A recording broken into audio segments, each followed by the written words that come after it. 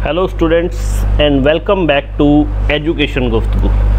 Students, आज हम class 15 start करने जा रहे हैं और आज हम ऑपरेटर देखेंगे increment and decrement operator in C language. Increment और डिक्रीमेंट ऑपरेटर बड़ा इंपॉर्टेंट रोल प्ले करते हैं। बेसिकली ये ऑपरेटर्स का यूज़ किया जाता है लूपिंग के साथ, लाइक आप फॉर लूप यूज़ करोगे या आप वाइल लूप यूज़ करोगे या आप डू वाइल लूप यूज़ करोगे, वहाँ पे इसका बड़ा इंपॉर्टेंट रोल प्ले होगा। चलिए स्टार्ट करने से पहले प्लीज़ चैनल को ज़रूर सब्सक्राइब कर लीजिए, लाइक कर लीजिए और वीडियो को शेयर कर लीजिए। स्टार्ट करते हैं जी। पहला ऑपरेटर है हमारा इंक्रीमेंट ऑपरेटर। इसको कुछ इस तरह से लिखा जाता है प्लस प्लस, ठीक है जी।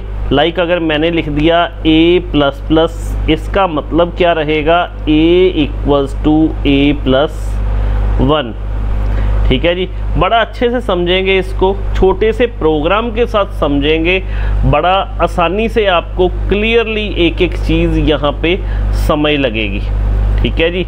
चलिए यहाँ पे एक छोटा सा प्रोग्राम बना लेते हैं। यहाँ पे मैं क्या करता हूँ, वैल्यू को a प्लस प्लस कर देता हूँ, ठीक है जी।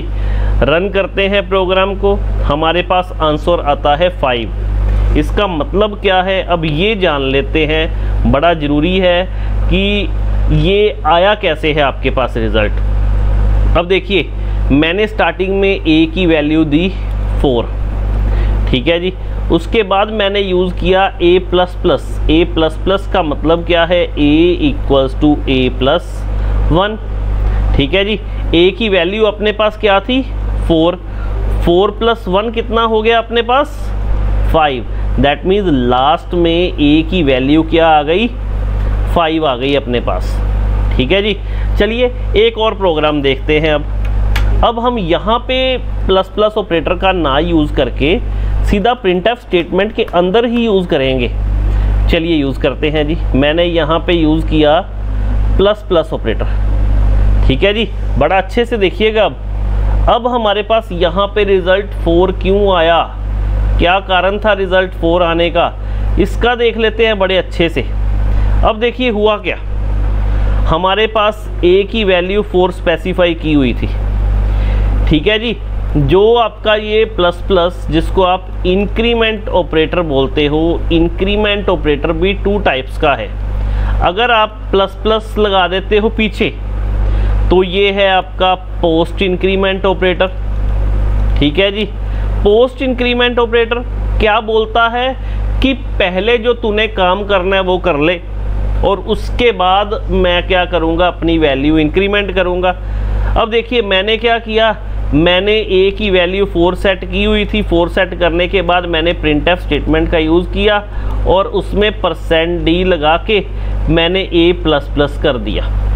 अब ये कहता कि जो पोस्ट इंक्रीमेंट ऑपरेटर है वो कहता तू अपना काम कर ले पहले जो तूने करना है, दैट मीन्स तू वैल्यू प्रिंट करवा ले। वो कहता ले, मैंने वैल्यू प्रिंट करवा दी।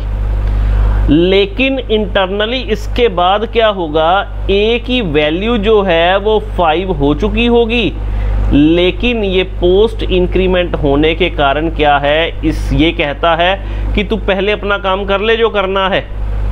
इसने अपना काम कर लिया, अब उसके बाद इसने वैल्यू को इंक्रीमेंट किया, इसलिए हमें ये 5 वैल्यू नहीं शो हुई, ठीक है जी। चलिए अब हम प्रोग्राम को देखते हैं प्री इंक्रीमेंट के थ्रू, ठीक है जी। प्री इंक्रीमेंट के थ्रू देखते हैं जी प्रोग्राम को। प्री इंक्रीमेंट लिखा कैसे जाता है बच्चा, प्री इंक्रीमेंट लिखा जाता है इस तरह से, ठीक है जी। ये कहता पहले मैं अब अपना काम करूँगा फिर तेरे को तेरा काम करने दूंगा। मतलब क्या हुआ, ये देखिए मैंने यहाँ पे क्या किया, मैंने यहाँ पे प्लस प्लस कर दिया आगे प्री इंक्रीमेंट में। अब मैंने प्रोग्राम को रन किया, देखिए मेरे पास बॉटम पे वैल्यू आ रही है 5। देखिए वैल्यू अपने पास आ गई 5। वो वैल्यू 5 क्यों आई, ये कहता a की वैल्यू तेरे पास 4 थी, ठीक है जी। उसके बाद तूने क्या किया, प्रिंटफ स्टेटमेंट का यूज़ किया, लेकिन तूने जब प्रिंटफ स्टेटमेंट में वैल्यू को प्रिंट करवाने का टाइम आया, यहाँ पे तूने प्री इंक्रीमेंट का यूज़ किया। प्री इंक्रीमेंट कहता मैं अब पहले अपना काम करूँगा। इसका मतलब भी यही है, a equals to a plus 1।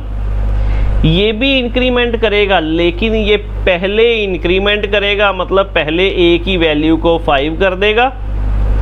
अब a की वैल्यू ये printf फंक्शन क्या करेगा, इसे प्रिंट करवाएगा।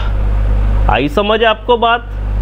चलिए अब हम देखते हैं अपना next operator, that one is a decrement operator. Decrement operator क्या करेगा जी? डिक्रीमेंट ऑपरेटर डिक्रीज करेगा, ठीक है जी, डिक्रीज करेगा वैल्यू बाय 1। चलिए देखते हैं किस तरह से। ओके जी, स्पेस ले लेते हैं अपने लिए साफ सुथरा सा, और हम यहाँ पे प्रोग्राम में ऑपरेटर यूज करते हैं। लीजिए डिक्रीमेंट ऑपरेटर यूज किया जी। अब वो बोलता है जो डिक्रीमेंट ऑपरेटर है ना, ये भी 2 टाइप्स का है। एक है प्री डिक्रीमेंट, एक है पोस्ट डिक्रीमेंट। अभी हमने जो यूज किया है a माइनस माइनस, ये आपका है post decrement operator, a equal to a minus 1। अब ये वैल्यू तो माइनस करेगा, लेकिन ये पहले के जैसे ही करेगा। ये बोलेगा पहले तो अपना काम कर ले। अब जो प्रिंटफ स्टेटमेंट है वो क्या करेगी, अपना काम करेगी। जब यहाँ पे, अब देखिए मैं इस प्रोग्राम को रन करता हूँ, हमारे पास वैल्यू आई 4, ठीक है जी। ये कहता तू अपना काम कर ले। प्रिंटफ फंक्शन ने क्या किया, अपना काम किया और अपनी वैल्यू प्रिंट करवा दी 4। इसने उसके बाद डिक्रीमेंट किया, डिक्रीमेंट करने के बाद अपने पास वैल्यू आ गई 3। आई कैसे, वो समझ लो, a की वैल्यू स्टार्टिंग में थी अपने पास 4, ठीक है जी।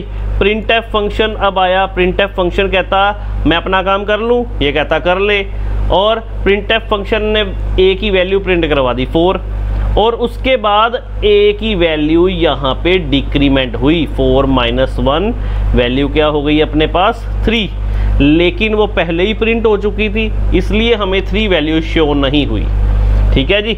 अब हम करते हैं प्री इंक्रीमेंट के बारे में।